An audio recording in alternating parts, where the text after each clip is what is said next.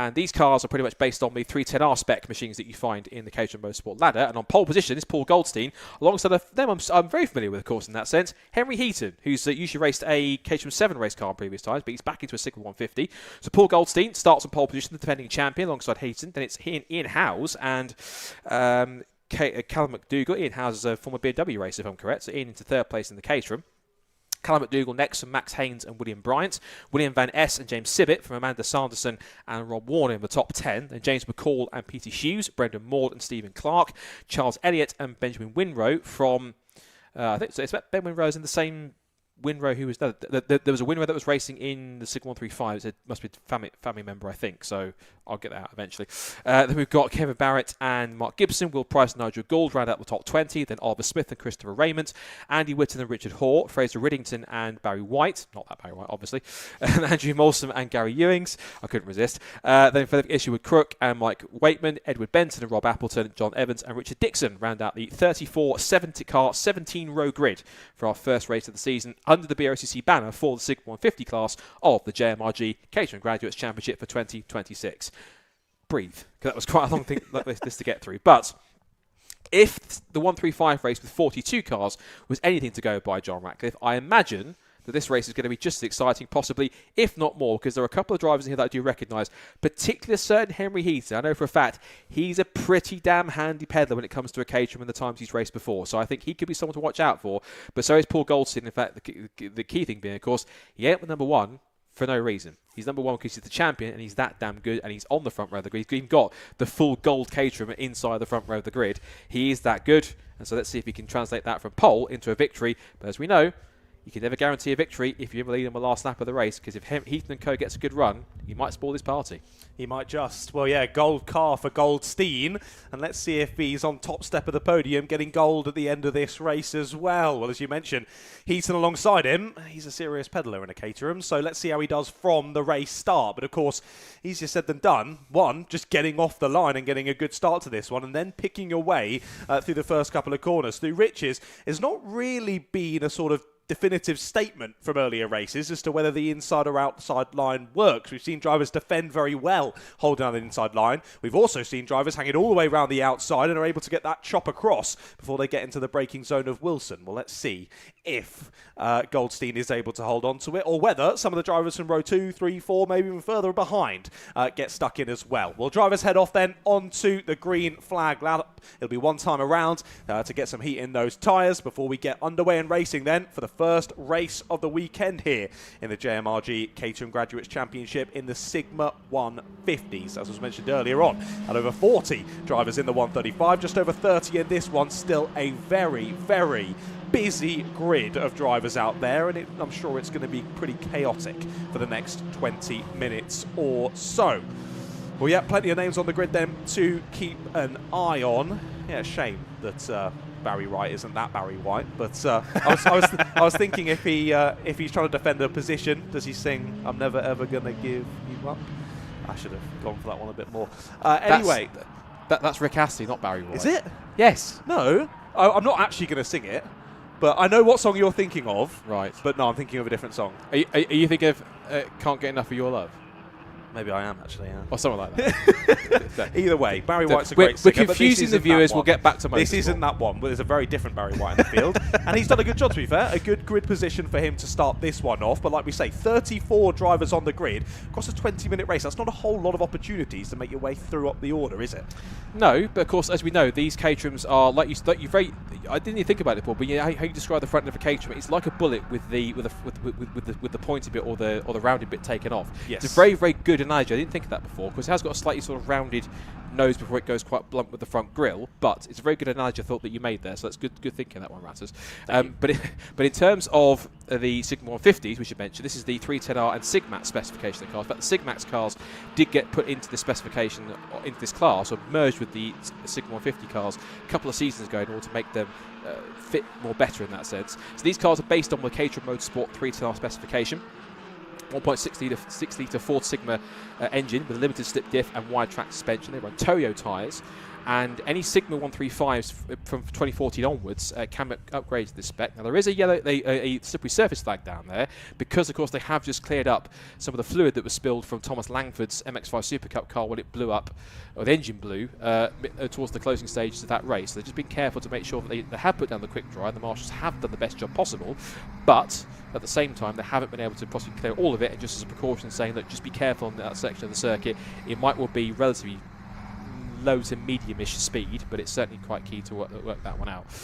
In terms of the rest of the car, as I said, the Sigmax class has been merged into Sigma for 2024.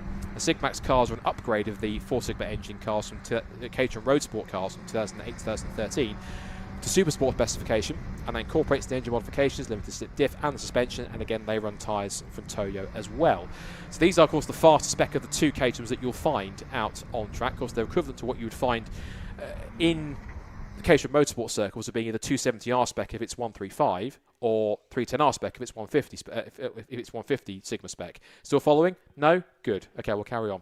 But nonetheless, interesting front row, of course. Paul Goldstein, defending champion on the all-gold car. Reminds me a bit of Barry Lee, if you remember who Barry Lee, in the circles of short oval racing. He used to be a bit of a showman, and if he was a champion in short ovals, have the number 1, he would have a gold top, but he'd wear a gold suit. So he's obviously got full gold on the car as well, which is going to be interesting for Paul Goldstein. And the fact he's got gold in his name is quite fitting, as well as that too, being the champion. It's almost written in the stars. But nonetheless, Henry Heaton, who I know has been a very prominent Caterham racer over the years, particularly more recent times in the top-level Caterham 7 UK Championship, now stepping back into this Sigma 150 class, he should be one to watch for. If he doesn't at least get on the podium, I'll be very, very surprised. If he wins, I won't be surprised. If he's on the podium, I won't either, but I expect him possibly to win, knowing how good Paul Goldstein is in terms of lap time. And they're very evenly matched, about a tenth or so between them at the front of the field. I was going to mention that because we weren't too far off of ultimate pace in the 150s. Lap record round here are 208.376, pole time a 208.445, so not far off at all. Very close indeed, and if they get the toe, it might well be a little bit quicker if they can do that in the race as well. So the last of the 34 Caterhams getting into position, and once they do, the 5-second ball will go up, which I'm watching at the starting gantry to see when it does move, which is going to any second now once we get the green flag at the back.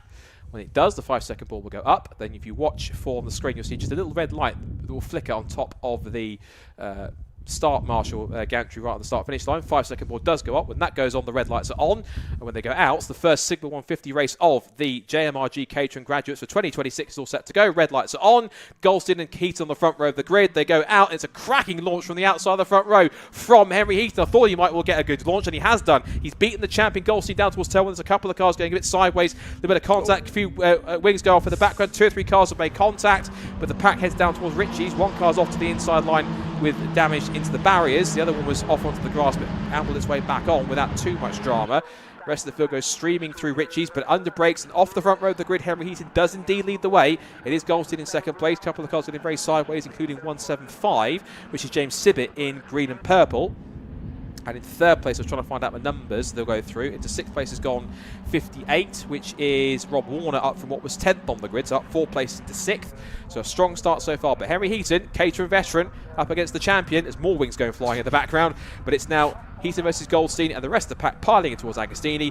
And without too many dramas, they've all just about got through relatively unscathed. And as I say that, the 16 of Peter Hughes gets rather rudely nerfed in the rear by somebody else through Agostini hairpin. Yeah, body work coming off left, right and centre there on that start. A little bit more chaotic than the 135s we saw earlier on, but drivers getting properly stuck in, ready for this 20-minute race. It was a lovely start. I think the best start from the front couple of rows of the grid was courtesy of Callum McDougall. He fired his way straight through into third place. You can see their drivers just trying to find the best line there through the right-hander of Williams as they then head on to the Bentley Straight. Because, of course, we've still got that quick dry drown on the circuit. Of course, it's going to help things, but drivers might still hit a little patch of dampness and suddenly find themselves finding the exit of the circuit. Well, there might be a move at the sharp end then. Back through to the lead of the race goes your defending champion of Paul Goldstein up the inside there into Brundle and gets it sorted before they even get to Nelson. So lead change once more then, and your pole sitter finds his way back to the sharp end. I don't think that's the last lead change that we're going to see across this race though, ladies and gentlemen. Keep your eyes peeled on your sets in front of you. Here comes McDougall though. It was a lovely start from him off of the line, and now he's looking to apply the pressure and move his way into the top 2, and he's dragged Max Haynes along with him as well. So end of first lap of racing, and as you predicted, they're at it already down the pit straight as Goldstein loses the lead back to Heaton, who leads them across the line by the absolutely chasm of a margin of 15 thousandths of a second, huge margin, from McDougall in third, and then it's Haynes in fourth and Haas in fifth position. More battling going on further back. That's 35, 16 and 55, which is William Van Es, Peter Hughes, and who's in the 55, Brendan Maud, and that's battling over, looks like, that's towards the bottom of the top 10. That will be 10th, 11th and 12th at that point, as they come back towards the left-hander at Palmer. 35 there, as we said, is coming through William Van Es in the kind of golf-inspired blue and orange, side by side for seconds. We now see that is Goldstein defending on the inside line from 171, which is Callum McDougall, and Ian Howes, I think he's in there as well. The Max Haynes is in a 99 car. Ian Howes came across the line in fifth position, a second behind this top four as they come in towards the left-hander at Hamilton again, back towards Oggies. Goldstein holds his line for second place, and now I think just about Howes is just closing back in again in the red Caterham with the yellow accents on the wings. And further back, there's 72 there, which is William Bryant, who came across the line in ninth but lost 3 places. The biggest gainer from that one was the opening lap, was I think quite far down the order. In fact, it was 22nd place, which was the car number 181, which was Edward Benton, and gained 9 places from 31st to 22nd. So lots more places gained for him, which is looking pretty good progress. We'll see how much more he can make. But it's Heaton who leads the way back into Brundle and Nelson from Goldstein, then from McDougall, Haynes and Howes the top 5, and also getting there too looks to be James Sibbett, and in the 7th place looks to be as well, I think, I couldn't quite tell you who that was, so his 7th place right now should be the 58 of Warner in there too as well, who started back in 10th position. Indeed. Yeah, they've all closed up once again now, but what other championship do you see someone who's 1.6 seconds off the leader not really be considered to be in the leading group? Back in 4th place to kick, or 5th place to kick off this lap. Well, they've all closed up once again then, haven't they? As we now head through onto lap number 3 of this race. And it is Heaton still leading the way with the biggest margin we've seen out the sharp end so far in this one. 0.6 of a second he has, as once again Goldstein under a bit of pressure there. McDougall and Haynes right up in behind then as they fly on down through Riches once more. Well, this will help those drivers at the sharp end of this group, considering the squabbling that's going on behind, but equally not going to help hugely unless there's a bit of a scuffle and we see drivers exiting stage left or right. I think a missed gear there off of the corner. Sees one driver just lose a place there as they head through the left-hander of Palmer. But again, nice bit of breathing room for Heaton. I say breathing room, you can see about the top 10 in the same camera shot, but for Caterham's this is a little bit of breathing room for Henry Heaton at the sharp end, but he goes deep there into Agostini, locks the brakes and goes a little bit wide. That'll give the opportunity here for Goldstein, McDougall and the rest of them to close back up and bring the fight back to Henry Heaton at the sharp end then. What are we? I think almost, to be fair, my guesstimate of the top 10 all being in one camera shot probably isn't too far off here. What have we got? 5 in that initial and then a following 4, so I think it is top 9 all in this leading squabble from Heaton in first all the way down to Bryant in 9th place. But Goldstein hooking up that right-hander of Williams very nicely there. Can he get the toe down the Bentley straight to try and launch an attack to the race lead once again, where you've seen on every bit of straight, no matter how short it is on this Snetterton 300 layout, Henry Heaton weaving from left to right and back to left again to try and break the toe, but it's not been enough. Look how much Goldstein has caught back up there as they head through down Brundle and Nelson once again. Heaton, no more breathing room anymore. Goldstein and McDougall are back to play, and they've dragged the rest of the top 9 with them as well. I don't think Heaton will be too happy about that, but either way now, he needs to turn his mind to defending as they all close back in. But just as we said, with plenty of other championships throughout today, it doesn't matter where you are down the grid, there's battles galore. There's always someone to have a ding-dong with, and that's how you improve as a racing driver, getting stuck in and battling side to side with someone. And the racing in these Caterhams, just awesome. We're being treated here today, Scott. We really are. Really are. Caterham certainly proving how competitive they really are as a club championship. And the Caterham graduates once again putting on a fantastic show as Max Haynes, of course, as you said, takes his turn at the front of the field. Plenty of battling going further down. That's 25 who's having a good scrap, which is further down the order, 25 being Philip Isherworth-Crook, I think it is. Yep. He started back in 29th, so he's got some work to do to try and get further up the order in these next 13 minutes. More position swapping. That's 30 and 102 that's making the change. That's Fraser Riddington and making a move on Andrew Molson. So more positions going on further down the order. Across the line that last time by. Again, Haynes and Golston separated by the massive margin of 31,000 of a second, which is literally like a chasm in Caterham standards, which makes that winning margin, the Signal 1351, seem positively gigantic. But that's just typical Caterham racing that you find anywhere in the country. You see that huge gaggle of cars in the background going through. That's the leading group going through the pack. I think our camera guys and our director Barry is finding a bit tough to find exactly where to look, because literally wherever he looks in the field, up and down the order on the cameras, there is a battle, and there's a packs of 3 and 4. It's proper pack racing as they pair off and go into these little groups and have their own little private battles elsewhere. It's quite fun to watch as they go through. Max Haynes came across the line with a lap time half a second better, but I bet anything that probably would have been a toe that he got from the cars around him in order to get a better run. See, this is now 19 and 15 at play as well. The leaders come back in towards Brundle. Nelson, 19 and 15. It's changed again, so Goldstein's back in front of Hayes this time. Heaton's back to third. McDougall, no, that's... I think Haynes down to third. It looked like it was Warner up to fourth as well, I think, because his car possibly was in there as well. Unless I was reading Callum McDougall's car in a different colour scheme. More thumping of the curve from the inside line, that rest of that back in the top 10. And that is going to be 49-18, 48-19. That's Hoare and Gibson in the top 20, 128. Gould's in there, Raymond and others in there too. They come out of the right-hander over the curbs and back through the right-hander again. Side by side across the line. Goldstein and Haynes. And what's the gap this time by? Oh, massive. It's 13,000 of a second. So it's way too big. Heaton's still third. It is Clark into fourth now, actually. So it's now Stephen Clark, who started back in 14th place, is up to fourth position. That's incredible drive for Stephen. I think he was quite a front runner in the Caterham Motorsport Championships, if I remember his name correctly. So Stephen Clark doing an incredible job. James Sibbett in fifth position, followed by McDougall sixth, Bryant, Howes, Warner and Maud. That's the top 10. So now Heaton goes for second on Goldstein, back towards Palmer. No way through there. Flapping piece of bodywork for number 3, which is Stephen Clark, who's running quite well in the CTS machine. A lot of good Caterham teams in the sphere, and a lot of them are competing in this championship. Gag them together. 6 of them down towards Agostini. Under brakes. Goldstein, Haynes. Then it's Heaton, Clark, Sibbett, McDougall. That's the top 6. The next group comes through. Literally wherever you look, Ratters, there is so many battles going up and down the field.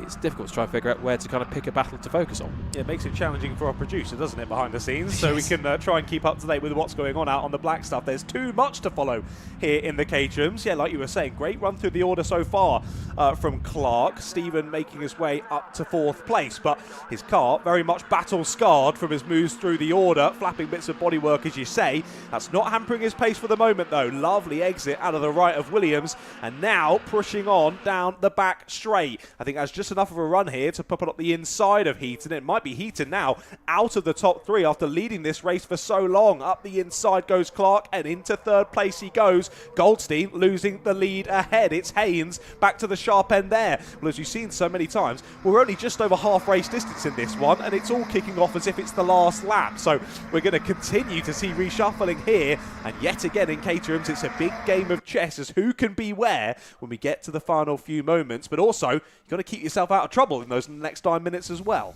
Yeah, that's the key thing, particularly with so many Caterhams around. Of course, when you've got flapping pieces of bodywork around, it's not always the easiest thing to do, particularly when Caterhams have wings flying around left, right and centre. But it's still an entertaining piece of racing. No lead change on the pit straight this time, which is unusual for Caterham racing. That is very highly unlikely for Caterham. Don't speak too soon, mate. I don't speak too soon. They get 3 abreast. I did speak too soon. Stephen Clark goes past both of them in towards Richie. Scored a brilliant piece of driving to catch them off guard. Paul Goldstein gets completely hung out to dry, loses another 1, 2, maybe 3 spots. And we could have been in the lead through Richie's score. He's back down to 6th. That's incredible. But Stephen Clark pulls off the ultimate hoodwink briefly, because now Haynes goes back through. But Clark pulled that to perfection, because Matt Haynes was so busy looking at Goldstein to his left, he didn't realise that Clark had a run on him on the inside of both of them, and that kind of spooked Goldstein. He didn't realise there was 2 cars to his inside. He ran wide, and now he's back to 6th position. Yeah, that double slipstream working perfectly yet again then. This time for Stephen Clark. Couldn't quite get the double move around the outside, but he got 1. And as you say, Goldstein now with a lot of work to do here at the back of the pack. He's up to the inside of 2. It's Goldstein not waiting around at all. Sends it back up the inside. Loses the momentum on corner exit, though. Might slip back behind both of those 2 drivers he's just gone and past as they head through the left then. very fast-flowing corner. And yep, Goldstein loses out, back down to 6th he goes then. Well, Clark was also looking feisty there through the corner and through to corner exit as well, but not able to make the move. Still there in 2nd place. It's anyone's guess here of the drivers in this top 6 as to who could take this race win, but with them squabbling, they're bringing more drivers along for the party as well. We've got Bryant in 7th, who's cleared off now from Warner and Howes. Those still working together. Then Maud and Hughes as well, just outside of the top 10. So with these guys still going door to door as we change to the lead once more, then Clark round the outside as we head down into Brundle and Nelson once again. So for the first time properly in this race, Sebastian Clark is into the lead, and don't forget he started this one in 14th place. Well, as we've seen already many times in this race, maybe first isn't the ideal place to be with this long to go, but still fair play to Stephen Clark for getting there in the first place. What a drive so far. Yeah, excellent so far. It's one of the drives of the weekend at this point. Of course, there's still a full day of racing still to go tomorrow, and 2 more to come, of course, after this with the MX5 Clubman Championship and the 2nd Fiesta Junior encounter to round off the day. It has been a mega start to the season for all these championships that have kicked off today. MX5s, Fiestas and Caterhams. It's one of those weekends where you think, does it really get that much better? Of course, you've got 2 CVs and, of course, as well, Club Sport Trophy going there as well.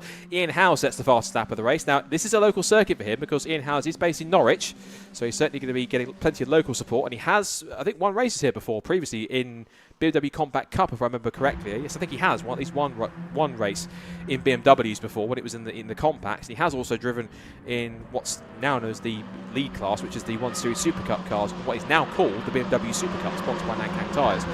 So Ian is certainly quite familiar with the twists and turns and the long straights of Snetterton, being his local circuit.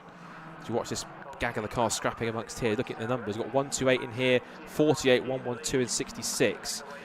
And that is quite far down the order. That's just about outside the top 20 by the look of it. That's the likes of, yeah, we've got Gould, Hoare, Witten and White battling over position. This is down right for the final spot in the top 20 between these 4.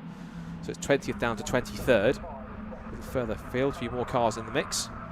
And again, another one of those championships where, regardless of who you are and what skill level you've got, again, a championship where whether you're at the front, like this gaggle of cars, or in the middle or towards the back, you've always got somebody to race with, and there's always somebody to challenge your skill level, wherever you might be in the field, wherever your skill. In fact, it's got a novice cross in the back, which is quite impressive. That's the car in 6th, which is, I want to say who that is, but I can't quite tell his number.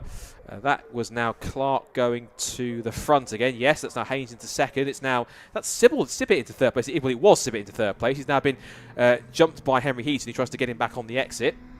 Heaton up to 3rd, Sibbett 4th, Goldstein 5th. Into 6th place might be McDougall or Bryant, one of the 2, because Goldstein's in there as well. More side-by-side action further back.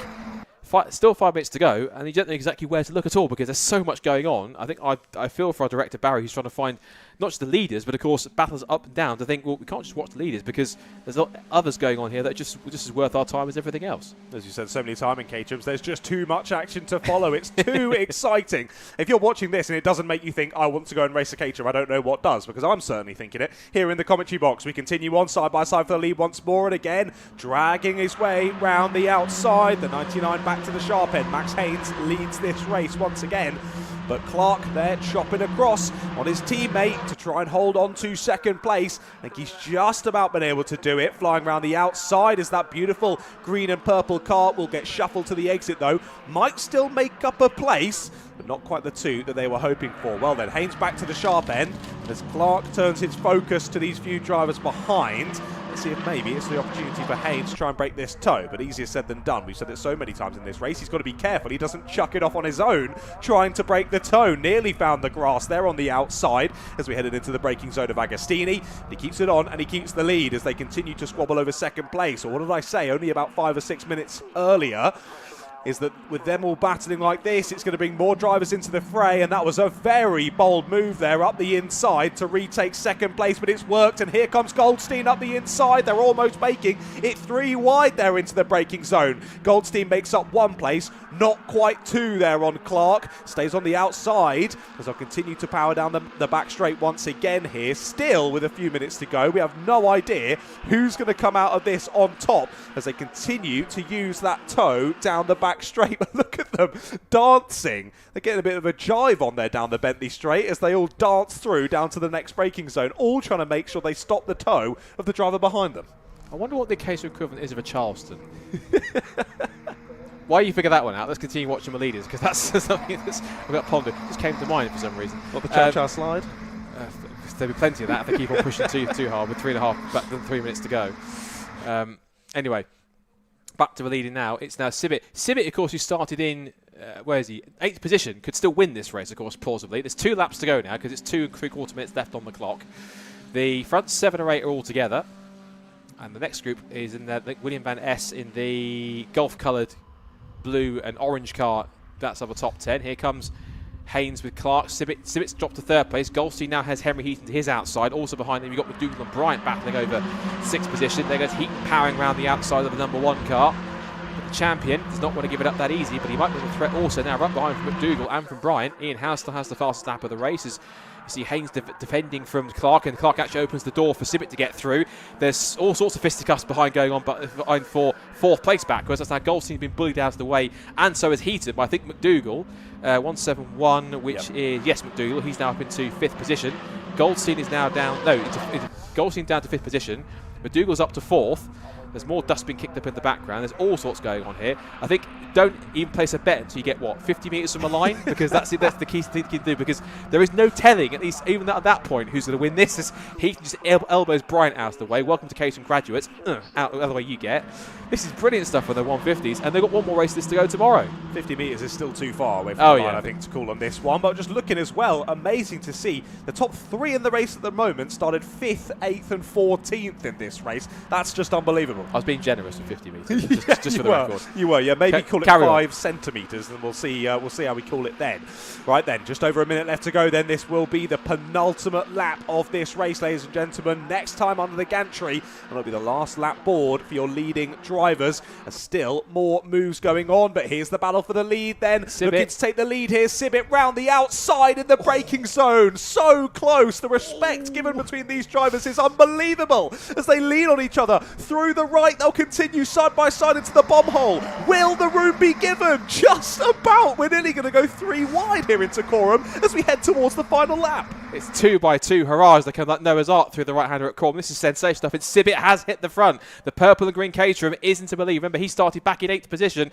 Sibit leads it. Clark in 2nd. Everyone wants to be 3rd because there's Hayes and McDougall. You've then got, looks like Bryant. Oh, there's more contact. Looks like Bryant was hit by either Heath, I think, on the left-hand side. He's carried on, so is Goldstein. They come down the pit straight. The entire pack together. Sibit leads the way. It's anyone's guess to who wins this now. Clark back to the inside. McDougall tries to get past Haynes. Goldstein defends from Heaton. I realised about 6 names in half a second, but they've held on. Sibit's now back to 2nd place. Now it's Clark who leads the way. Haynes in 3rd, trying to make it 2nd on the inside line. Goldstein and Heaton swarming all over each other for 5th. Fantastic. I've missed Caterham. Oh, Goldstein! Huge outbreaking manoeuvre down toward the inside line. Couldn't get that one stopped.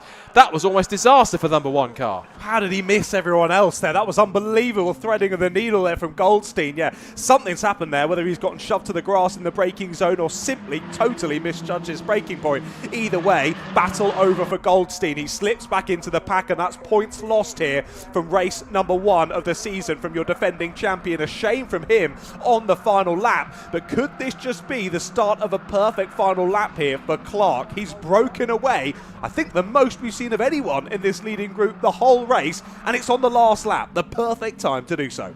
It's all right. Let's call them home then with that half a lap to go. Haynes has started to pull away. No, it's Stephen Clark's trying to pull away here. They're still not done battling over the top 5 and top 10 places in this lead group. That was, looks like Bryant getting past McDougall, who started the lap in 4th position. Now somehow he's down to 7th at some point. Also in there too is Heaton, who is back down to, no, he's a bit further up. That's the 27 car that's further up the order, which is, or 127, which is Howes, of course, at the in the Caterham from earlier on. Again, swarming all over each other. Sibit, a bit of a lock-up as Haynes hold on to 2nd place, but let's call them home to the line. And Clark then looks like he's almost away and dry. He's got a cosmic gap about, half a second or so, which is literally almost like 20 seconds in regular racing, but that's a huge gap to hold on to. As he goes through the bomb hole. Leaders come back towards Coram. They're trying to be 3 abreast behind them in 4th position, one of which I think is Ian Howes or it's definitely, it's Henry Heaton. But I've pictured froze for a second there, but out the final corner up towards the pit straight, it looks as though, unless Sybil's going to close in and try and make a closing onto a line here, but to go side by side, he's going to be too little too late. And for the first race of the season in Sigma 150, it will be Stephen Clark who takes the first win in Caterham Graduates in the category after another fantastic 20 minutes of Caterham action from start to finish. It is Clark who wins, and remember he started 14th, Sibbett second and is in 8th, and Max Haynes started in 5th position. He's the highest placed finisher and finished on the lowest step of the podium, ironically. Heaton 4th, Bryant in 5th, I can't speak. Maud was 6th, and Maud starting 13th and finished in 6th place. Ian Howes was 3rd on the grid and finished 7th. The McDougall, Hughes and S in the top 10. As for Paul Goldstein, comes across the line 14th after his late braking move didn't quite come off. I'm not quite sure if he did that by himself, whether or not he was helped. What's the line? Did he jump or was he pushed? And I think possibly, given the fact he probably would have been approaching that and known when to brake, he might have gone to try and move out of the way of somebody. Someone braked a bit too prematurely, I'm going to guess. He then swerved to avoid it and had to obviously try and stop and maybe find himself on the grass. But you're absolutely right, John. He was lucky not to be collected by anyone in that sequence, particularly with the fact that Caterhams are quite delicate at the best of times when it comes to incidents, and thankfully we don't see them too often in Caterhams. But still, that was a pretty close call for Paul, and thank you for the champion got away with that. Pretty much unscathed, if not down in 14th. But if that sets him up for tomorrow, I say bring it on. I've missed Caterham racing and commentating on it, and the Caterham graduates have kind of brought that love back for Caterham, because this is what I fell in love with when I was watching the official Motorsport Factory Championships. The fact it was so close, so competitive, battles back and forth, proper authentic stuff. And I love that. And this has brought back some of the love and the affection for Caterham racing that I might have missed a little bit, having not been around it. So kudos to Caterham graduates, and kudos to BRCC for bringing them on the package for this season onwards, because they've now found a new home here, and I'm quite glad, because they're all right. I like Caterham racing. I remembered how good it was, and it's fantastic.